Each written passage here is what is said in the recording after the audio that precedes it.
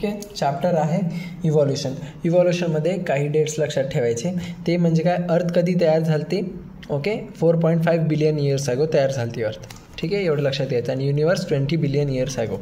पुढे life apparent 5 million years after the formation of earth. म्हणजे जेव्हा अर्थ फॉर्म झाली त्याच्या 5 मिलियन इयर्स नंतर काय झालं, लाईफ आली, म्हणजे लाईफ अपिअर झाली. ठीक आहे. तर मग लाईफ तिथून सुरू झाली. पुढे काय झालं, ऑलमोस्ट 4 बिलियन इयर्स ॲगो, म्हणजे आपण त्याला असं पण म्हणू शकतो की आत्तापासून 4 बिलियन वर्षा पहिले काय झालं तर लाईफ म्हणजे ओरिजिन ऑफ लाईफ झालं. ठीक आहे. पुढे काय झालं, first non cellular form of life कधी आलं, 3 बिलियन इयर्स ॲगो. आणि non cellular form of life आपण कोण पकडतो, त्याच्यामध्ये RNA, प्रोटीन आणि पॉलिसॅकराइड्स यांना पकडतो. ठीक आहे. पुढे first cellular form of life कधी आली, 2 मिलियन इयर्स ॲगो आली. आणि कुठं आली, ॲक्वॅटिक एन्व्हायरमेंटमध्ये आली. ठीक आहे, लाईफ. ठीक आहे, एवढंच पाठ करायचं. पुढे आता नेक्स्ट डायरेक्ट आता याच्यामध्ये या चार्टमध्ये काही सायंटिस्टना आपापल्या ओरिजिन थिअरी सांगितल्या होत्या. ठीक आहे. त्यातलं एकच इम्पॉर्टंट आपण 1-2 बघणार आहोत की हे जे स्पॉन्टेनियस जनरेशन आहे, ठीक आहे, स्पॉन्टेनियस जनरेशन थेरी कोणी डिस्प्रूव्ह केली, लुईस पॅश्चरनं डिस्प्रूव्ह केली. एवढं पाठ करायचं. पुढे काय, थेरी ऑफ बायोजेनेसिस कोणी दिली, लुईस पॅश्चरनं दिली. त्याचं म्हणणं काय होतं, life comes only from the pre existing life. म्हणजे पहिलेची जी लाईफ होती त्या लाईफपासूनच नवीन लाईफ बनत असते. ठीक आहे, त्याचं असं म्हणणं होतं. पहिलेची जी लाईफ होती त्याच्यापासून नवीन लाईफ पुढे बनत जातात. ठीक आहे. तर हे स्टेटमेंट पाठ करायचं. आणि त्याने एक एक्सपेरिमेंट केला. त्या एक्सपेरिमेंट काय वापरलं होतं, ईस्ट वापरलं होतं, किल्ड ईस्ट. ठीक आहे. पुढे काय दिलेलं आहे, ओपेरॉन हॅल्डन हायपोथेसिस. ओपेरॉन आणि हॅल्डन हे 2 नावाचे काय होते, सायंटिस्ट होते. त्यांनी त्यांची हायपोथेसिस मांडली, तर त्याला काय म्हणतात, ओपेरॉन हॅल्डन हायपोथेसिस. ठीक आहे. त्यांची हायपोथेसिस काय होती की हे वाला लक्षात ठेवायचं, formation of a life was precede by the chemical evolution. म्हणजे त्यांचं म्हणणं काय होतं की फॉर्मेशन ऑफ लाईफ आहे, जी लाईफची जी फॉर्मेशन आहे, जी लाईफ कशी तयार झाली आहे की केमिकल इव्हॉल्युशनपासून तयार झाली आहे. ठीक आहे. तर म्हणजे केमिकल रिॲक्शन्स वगैरे झाल्या त्यापासून लाईफ तयार झाली आहे. तर मग त्यांचं म्हणणं काय, that is formation of organic molecule from inorganic molecule constituent. म्हणजे इनऑर्गॅनिक मॉलिक्यूल कन्स्टिट्युएंटपासून ऑर्गॅनिक मॉलिक्यूल बनलं. आणि पुढे त्याचं काय म्हणणं होतं हे पॉईंट पाठ करायचं. काय, फर्स्ट फॉर्म ऑफ लाईफ कुड have came from the pre existing non organic molecules. म्हणजे काय, पहिल्या जे लाईफचा फॉर्म होता, ठीक आहे, तो कशापासून आला असेल, नॉन लिव्हिंग ऑर्गॅनिक मॉलिक्युल्सपासून. म्हणजे कोण, RNA, प्रोटीन यांच्यापासून काय बनलेले असणार, लाईफ बनलेले असणार. ठीक आहे. हे सगळं म्हणणं कोणाचं होतं, ओपेरॉन आणि हॅल्डन हायपोथेसिसवाल्यांचं. ठीक आहे. हायपोथेसिस म्हणजे एक थेरी होती, त्याचं म्हणणं होतं. ठीक आहे. तर मग पुढे काय आलं, धिस हायपोथेसिस म्हणजे ही जी हायपोथेसिस होती ओपेरॉन हॅल्डन, ती काय केली पुढे, hypothesis was proved bye Miller experiment in 1953. SL Miller. ठीक आहे. SL मिलर सायंटिस्टनं काय केलं, त्यांची हायपोथेसिस प्रूव्ह केली. त्यानं काय बनवलं, मिलर एक्सपेरिमेंट बनवलं. याच्यातून प्रूव्ह झालं की केमिकल इव्हॉल्युशन झालेलं आहे. ठीक आहे. म्हणजे एक थेरी बरोबर आहे केमिकल इव्हॉल्युशनची. पुढे काय, याच्यामध्ये काय लक्षात ठेवायचं की पूर्ण एक्सपेरिमेंटमधून CH2, NH3, H2O आणि H2 हे सगळे काय होत आहेत, बाहेर पडत आहेत. ठीक आहे. हे काय बाहेर पडू शकतं केमिकल इव्हॉल्युशननं किंवा मिलर एक्सपेरिमेंटमधून किंवा ओपेरॉन हॅल्डन हायपोथेसिसमधून असं विचारले क्वेश्चन. तर मग हे पाठ पाहिजेत. याच्यामध्ये काय आहे, CH4 आहे. CH4. ठीक आहे. CH4 म्हणजे काय असते, मिथेन. ठीक आहे. CH4 म्हणजे काय असते, मिथेन. तर नीट लिहून घेतो मी प्लीज. CH4 नंतर येते NH3, नंतर येते H2O आणि नंतर येते H2. हे सगळे गॅस बाहेर पडले आणि हे पूर्ण प्रोसेस होण्यासाठी 800 डिग्री सेल्सिअस टेम्परेचर त्यांनी ठेवलं होतं. ओके, आलं लक्षात. बस एवढंच पाठ करायचं. पुढे आहे पॅलेंटोलॉजिकल एव्हिडन्स. आता एव्हिडन्स ऑफ इव्हॉल्युशन सांगितलं त्यांनी. पॅलेंटोलॉजिकल एव्हिडन्स. ठीक आहे. हे कशामध्ये बघितलं जातं, एव्हिडन्स फ्रॉम द फॉसेल्स म्हणजे काय असतात, fossils are the remains of the hard part of life from the found in rocks. म्हणजे काय, जे पण पहिले मेलेले प्राणी वगैरे असतात त्यांचे हाडं जमिनीतून सापडतात, तर त्याला त्यांचे जे हाडं राहिलेले असते शेष, तर त्यांना काय म्हणत असतो आपण, फॉसेल्स म्हणत असतो. ठीक आहे. पॅलेंटोलॉजिकलचं एव्हिडन्स हे जे आहे आपण कशाला म्हणतो, फॉसेलला म्हणतो. ठीक आहे. तर मॅच द फॉलोइंगमध्ये पॅलेंटोलॉजिकल एव्हिडन्स एका साईडला असेल आणि दुसऱ्या साईडला फॉसेल असेल, तर मग ते एकमेकांना मॅच करून टाकायचे. ठीक आहे. असं एक वर्ड लक्षात ठेवण्यासाठी सांगते मी. पुढे हे जे एज ऑफ फॉसेल म्हणजे फॉसेल किती जुनं आहे हे फाइंड करण्यासाठी कोणती मेथड वापरतात, रेडिओ ॲक्टिव्ह डेटिंग मेथड वापरतात. ठीक आहे. इम्पॉर्टंट आहे एवढंच. पुढे आहे एम्ब्रियोलॉजिकल एव्हिडन्सचं काय आहे, अर्नेस्ट हेकल या सायंटिस्टनं एम्ब्रिओलॉजिकल एव्हिडन्स दिलं होतं आणि त्यानं एक्झाम्पल काय दिलं होतं, embryos of all the vertebrates develop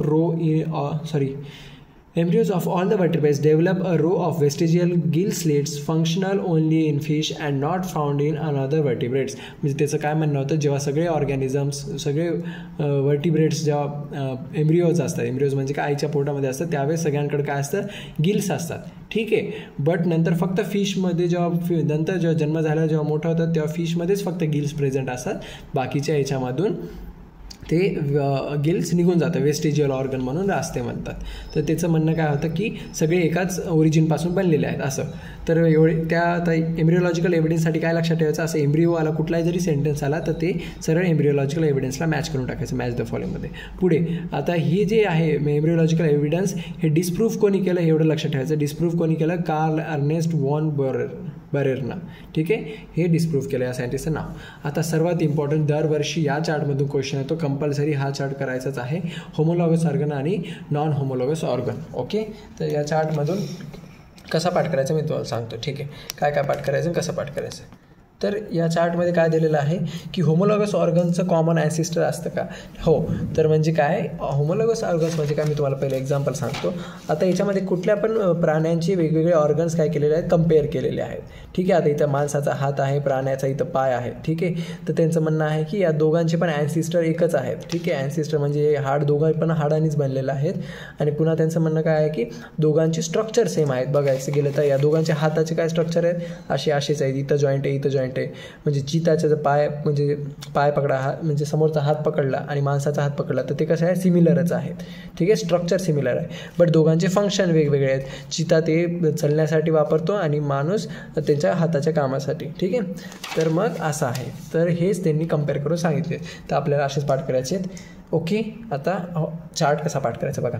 homologous ऑर्गन्समध्ये common ॲन्सेस्टर असतात का, येस असतात, प्रेझेंट असतात. पुढे होमोलॉगस ऑर्गनचे ॲनाटॉमिकल स्ट्रक्चर सेम असते का, हो सेम स्ट्रक्चर असतात. पुन्हा काय फंक्शन, होमोलॉगस ऑर्गनचे फंक्शन कसे असतात, डिफरंट असतात.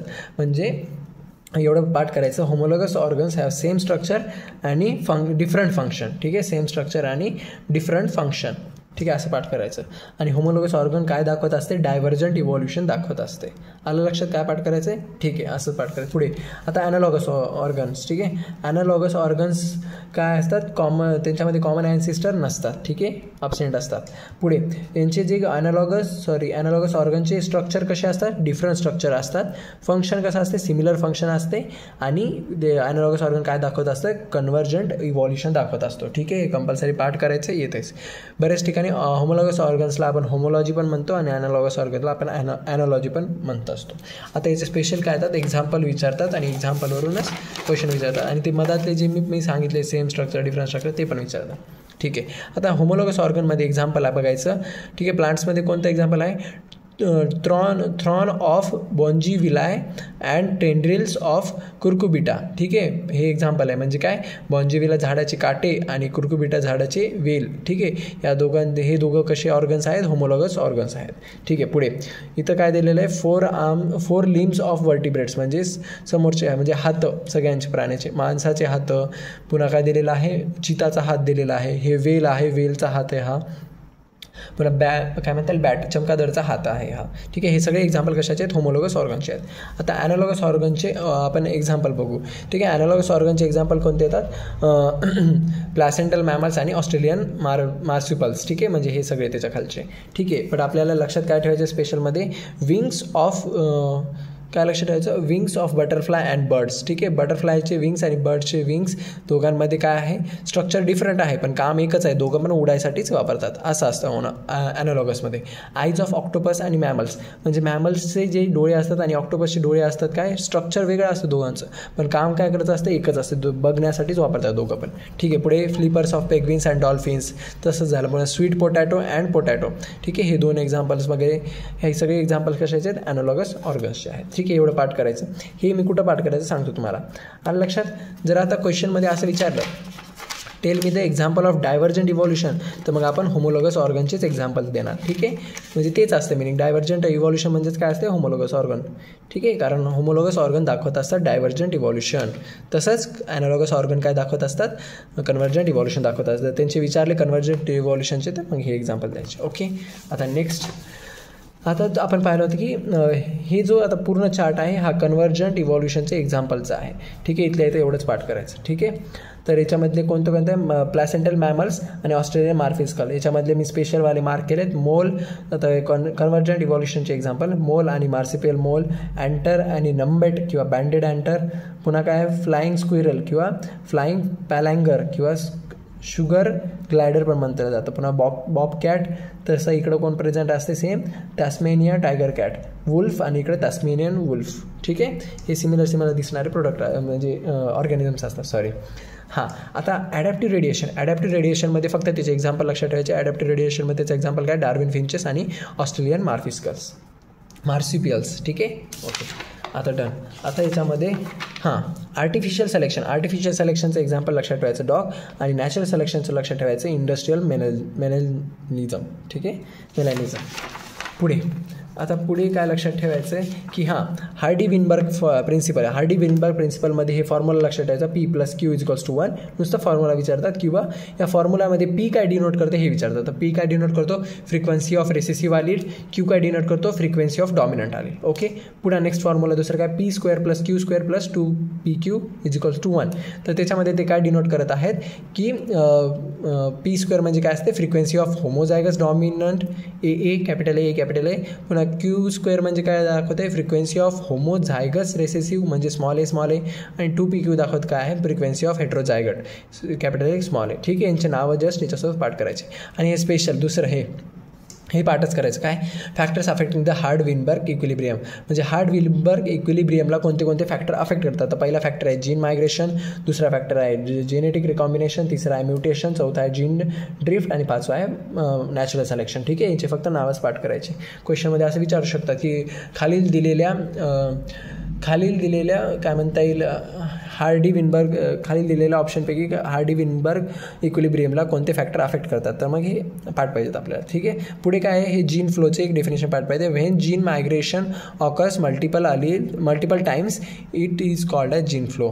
म्हणजे काय, हे सपोज करायचं बाहेरच्या देशातून आपल्या देशामध्ये खूप सारे लोक सतत येऊ लागले, मायग्रेट होऊ लागले, तिकडून इकडे राहायला येऊ लागले. तर तिकडला सगळा त्यांचा जो जीन्सचा डाटा असेल किंवा मग त्यांचे तिकडले जे जीन्स असतील ते सगळे आपल्याकडे येऊन जातील. ओके, त्याला म्हणतात जीन फ्लो.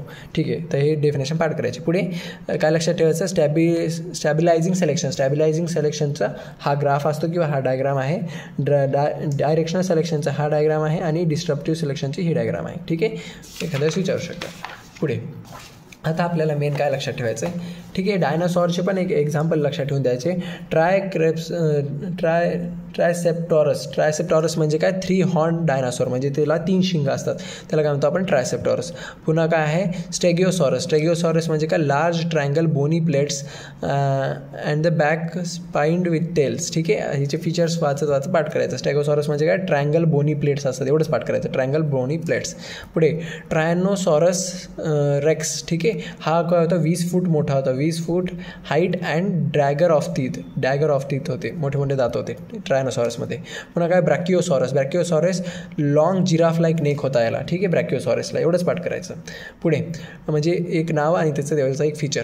पुढे टेराडॉन वेअर पॉसिबली फ्लाइंग रेप्टाईल्स, म्हणजे टेराडॉन कोण होता, उडणारा रेप्टाईल होता. ठीक आहे, उडणारा रेप्टाईल्स होता पहिला. हे पाठ करायचं, हे क्वेश्चनमध्ये विचारू शकतात. पुढे काय आहे, archaeopteryx is a transitional fossil between the non avian dinosaur and birds. म्हणजे काय, ॲरेप्टारेक्स कोण होता, सरळ एवढं लक्षात घ्यायचं की तो लिंकेज आहे कशातला, बर्ड्स आणि रेप्टाईलमधला. ठीक आहे, बर्ड्स आणि रेप्टाईलमधला काय आहे, तो लिंकेज म्हणजे काय, तो बर्डसारखा पण वागतो आणि रेप्टाईलसारखा पण वागतो, दोघांसारखा वागतो, म्हणजे काय, दोघांच्या मधातला आहे तो. तर त्याचं एक्झाम्पल काय, आर्किओप्टेरॉक्स. हे पाठ करायचं. आता आपण लिंकेज बघू, सगळ्यांचे इम्पॉर्टंट आहे. हे झाल्यावर हे 2 राहिले. ब्रॅकिओसॉरस आणि ट्रायनोसॉरस सेपरेटली मोस्टली लाईक कॉमन ॲन्सिस्टर, म्हणजे ब्रॅकिओसॉरस आणि ट्रायनोसॉरस हे काय आहेत, कॉमन ॲन्सिस्टर सिस्टरपासून बनलेले आहेत. ठीक आहे. आता पुढे इथं मध्ये काय लक्षात ठेवायचं की लिंकेज बिटवीन, आता आपण प्रत्येकाच्या लिंकेजमध्ये बघू. म्हणजे काय, फिश आणि ॲम्फिबियन्स या दोघांमध्ये म्हणजे काय, दोघांसारखा वागणारा कोणता प्राणी होता, इक्टिओस्टेगा. ठीक आहे, इक्टिओस्टेगा. पुढे आहे ॲम्फिबियन्स अँड रेप्टाइल्स, याच्या दोघांमध्ये लिंकेज कोण आहे, सेमोरिया. ठीक आहे, सेमोरिया. पुढे आहे रेप्टाइल्स आणि मॅमल्स, या दोघांमधला लिंकेज कोण आहे, लायकोनॉप्स. ठीक आहे, लायकोनॉप्स. आणि बर्ड्स आणि रेप्टाइल्समधला कोण आहे, आर्किओप्टेरक्स. ठीक आहे, लास्ट इयर 2024मध्येच हा प्रश्न विचारला होता. ठीक आहे, तर मग असे आता पुढचे 3 लिंकेज पण पाठ करून टाकेल. पुढे हा चार्ट आहे, या चार्टमधून नेहमी प्रश्न येत राहतात. ठीक आहे, हे आहे ह्युमन इव्हॉल्युशनचा चार्ट. तर ह्युमन इव्हॉल्युशनमध्ये काय लक्षात घ्यायचं की सर्वात पहिले कोण आलं, ड्रायोपिथेकस आणि रामापिथेकस आलते सर्वात पहिले. ठीक आहे, ड्रायोपिथेकस कसा होता, मोर एप लाईक होता, म्हणजे काय माकडासारखा होता. आणि रामापिथेकस कसा होता, मोर मॅन लाईक होता. इथं लिहून आहे. ठीक आहे, मोर मॅन लाईक आणि मोर एप लाईक, एवढंच पाठ करायचं. ठीक आहे, याच्यामध्ये पुढे काय दिलेलं आहे की hair and walk like gorilla and chimpanzee सारखा चालत होता, हे पाठ करायचं. पुन्हा यांची जी क्रॅनियल कॅपॅसिटी किती होती, 100 cc to 150 to 300 अशी होती, हे पाठ करायचं. पुढे ॲस्ट्रोलोपिथेकस कधी आलता, 2 मायामध्ये आलता, म्हणजे काय 2 million years ago. ठीक आहे, त्याला शॉर्ट फॉर्ममध्ये माया लिहितात. आणि याची क्रॅनियल कॅपॅसिटी किती होती, 500. ठीक आहे, याच्यामध्ये त्याचं सेपरेट लक्षात काय ठेवायचं की याच्यामध्ये सर्वात लक्षात काय ठेवायची की यांची जी हाईट होती नॉट टॉलर दॅन. ठीक आहे, ही कशी होते, नॉट टॉलर दॅन 4 feet, म्हणजे यांची हाईट 4 feetपेक्षा जास्त नव्हती. स्पेशल यांनी काय केलं ते दगडाचे हत्यार बनवते, स्टोन वेपन्स बनवते. ओके, आणि इसेन्शियली इट फ्रूट, म्हणजे काय यांनी हत्यार तर बनवते दगडाचे, पण हे काय करायचे फक्त काय म्हणता येईल हे काय करायचे, यांचा एक स्पेशल हा पॉईंट पाठच करून टाका. Evidence shows that the hunted with the stone weapons but essentially ate the fruit, म्हणजे काय हे पहिले काय करायचे, दगडांचे हत्यार बनवले त्यांनी आणि ते शिकार करायचे, पण त्याच्या पहिले ते काय खात होते, फक्त फ्रूट खात होते. ठीक आहे, हे पॉईंट्स प्लीज पाठ करून टाका, याच्यासाठी विचारू शकतात. पुढे होमो हॅबिलसची क्रेनियल कॅपॅसिटी किती आहे, 650 cc to 800. ओके, याच्यामध्ये काय लक्षात ठेवायचं की होमो हॅबिलस कसे होते, फर्स्ट ह्युमन लाईक बिंग होते, त्यांना आपण काय म्हणतो, ह्युमनॉइड. ठीक आहे, ह्युमनॉइड्स कोणाला म्हणतो आपण, होमो हॅबिलसला म्हणतो. Probably did not eat meat, म्हणजे हे काय मीठ खात नव्हते, मांस खात नव्हते. ओके, पुढे काय दिलेलं आहे, होमो इरेक्टस. ठीक आहे, होमो इरेक्टस जो मॅन होता तो 1.5 MYA म्हणजे काय मिलियन इयर्स ॲगो आला होता होमो इरेक्टस. ठीक आहे, हा कसा होता, मीट इटिंगवाला होता, म्हणजे मांस खाणारा हा होता, एवढं लक्षात ठेवायचं. आणि हा पहिले कुठं याचे फॉसिल म्हणजे याचे हाडं कुठं सापडले, जावा एक सिटी आहे त्याच्यामध्ये सापडले, कधी 1891मध्ये. ठीक आहे, पुढे निअँडरथल मॅन कधी आलता, 1 लाख वर्ष ते 40,000 वर्ष पहिले आलता. त्याची क्रॅनियल कॅपॅसिटी किती होती, 1400 cc. Okay, lived in nearest east and central Asia, म्हणजे ईस्ट आणि सेंट्रल एशियामध्ये होतं. पण याच्यात लक्षात काय ठेवायचं, स्पेशली हाच पॉईंट पाठ करायचा, used hides to protect their bodies and buried their deads, म्हणजे काय करायचं, हे खूप लपायचे, एक वेळ स्वतःच्या बॉडीला प्रोटेक्ट करण्यासाठी लपायचे. आणि दुसरं काय, बरीड देअर डेड बॉडीज, म्हणजे काय यांच्यातले जर कोणते माणसं मेले तर त्यांना पुरत होते ते जमिनीमध्ये. ठीक आहे, तर पुरण्याची प्रथा कुठून सुरुवात झाली, निअँडरथल मॅनवाल्यांपासून. ठीक आहे, तर हे विचारतात बरीडवाले. पुढे होमोसेपियन्स कधी आलते, 15,000 ते 10,000 वर्षा पहिले आलते. यांना आपण होमोसेपियन्सला आपण काय म्हणतो, आयसेजवाले म्हणतो. ठीक आहे, आयसेजवाले पाठ करायचं. ठीक आहे, हे कुठं अराईज झालते, म्हणजे कुठं सापडले, आफ्रिका अँड सर्वात पहिले आफ्रिकामध्ये सापडले, नंतर move across the continent and develop their distinct races, म्हणजे काय पहिले आफ्रिकामध्ये आले, आफ्रिकामध्ये सापडले, मग सगळ्या कॉन्टिनेंटमध्ये गेले. ठीक आहे, सगळीकडे पसरले. मग आता ते झालं. आता याचे मॅच द फॉलोइंगमध्ये इकडे प्रॉपर्टी विचारतात आणि त्याचं नाव विचारत राहतात, फीचर विचारतात, नाव विचारतात, असं. पुढे आता एकच last point, the skull of the body of chimpanzee is more like adult human skull. ठीक आहे, हे पाठ करायचं. म्हणजे काय की जे बेबी चिंपांजी असतो त्याचा जो स्कल असतो आणि ह्युमनचा जो मोठ्या माणसाचा जो स्कल असतो ते कसे दिसतात, सिमिलर दिसतात. हे बघा इथे दाखवतात. ओके, एवढं पाठ करायचं. Okay, done.